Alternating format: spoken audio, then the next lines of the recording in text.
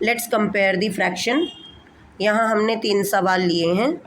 Question number A है 2/7 box दिया है to put the appropriate sign greater than और लेस देन और वेदर दे आर इक्वल, और बॉक्स के बाद यहाँ पर है 2/9। ओके, हर क्वेश्चन को अच्छे से देख लेना। और हमने इसके पहले जो एक वीडियो बनाया उस वीडियो में हमने 2 चीज़ों को हाईलाइट किए। 2 पॉइंट्स मैंने आपको दिए हैं कंपेयर करते वक्त।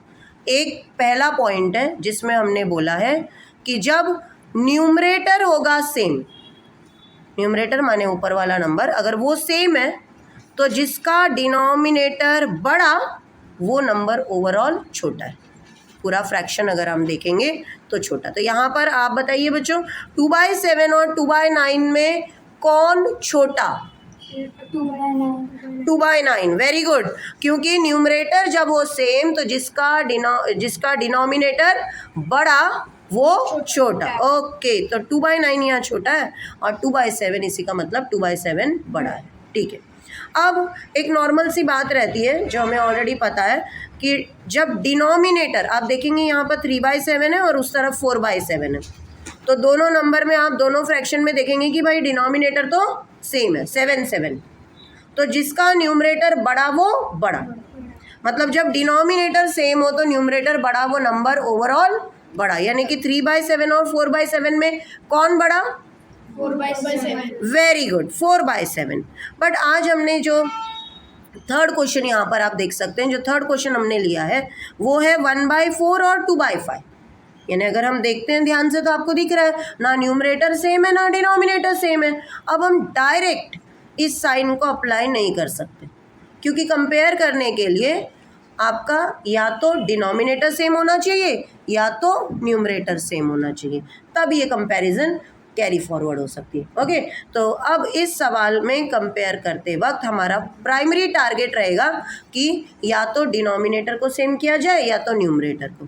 तो इट्स बेटर कि we will compare and we will first bring the denominator same. तो चलिए यहाँ पर आप देख सकते हैं कि डिनोमिनेटर में आपके पास 4 है, उधर 5 है। तो इस क्वेश्चन को सॉल्व करने के लिए हम सबसे पहले निकालेंगे एलसीएम ऑफ 4 and 5। तो एलसीएम ऑफ 4 and 5 इज़, तो हमारा एलसीएम वाला भी एक अलग से वीडियो है, आप वो ज़रूर देखना। फिलहाल तो हम यहाँ पर 4 और 5 का एलसीएम निकालते हैं बाय प्राइम फैक्टराइजेशन मेथड से। तो जहाँ पर या तो इसे हम लॉन्ग डिवीजन मेथड भी कहते हैं, जिसमें हम पूरा फैक्टर्स निकालते जाते हैं जब तक कि 1 ना आ जाए। तो चलिए 2 2 4, तो प्राइम नंबर्स का इस्तेमाल होगा। और आपको पता है 1 is neither prime nor composite, तो सबसे छोटा प्राइम नंबर है और the only even prime number है 2। तो 2 का इस्तेमाल किया हमने सबसे पहले, और ये 1 आने तक 2 का हमने इस्तेमाल किया। जब 2 से डिवाइड होने वाले ख़त्म हो जाते हैं तब हम नेक्स्ट 3 को लेते हैं, बट 3 से डिविजिबल यहाँ कोई नंबर नहीं है। 3 के बाद नेक्स्ट नंबर आता है 5 का, तो यहाँ पर ये आ चुका है। ओके, तो अब इन लोगों का प्रोडक्ट होगा हमारा एलसीएम ऑफ 4 and 5, जो 2 2 4, 4 5 कितना होगा बच्चों?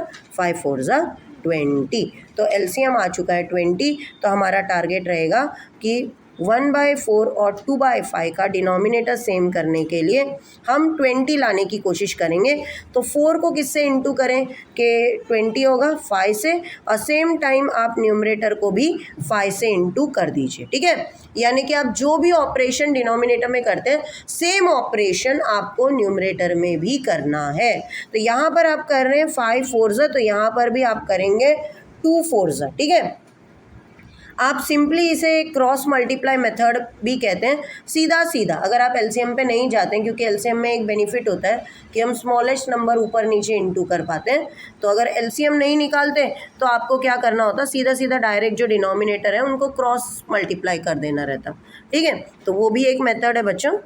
यहाँ हम लाते हैं डिनोमिनेटर सेम, और 5/20 है इस तरफ, और उस तरफ हमारा हो जाता है 4 2 8 बाय 5 4 20। तो ये अब डिनोमिनेटर सेम आ चुका है, तो डिनोमिनेटर सेम आने पर कंसेप्ट इजी है बच्चों कंपेयर करने का। जब डिनोमिनेटर हो सेम तो जिसका न्यूमरेटर बड़ा वो बड़ा। Very good. तो यहाँ 5/20 और 8/20 में कौन बड़ा?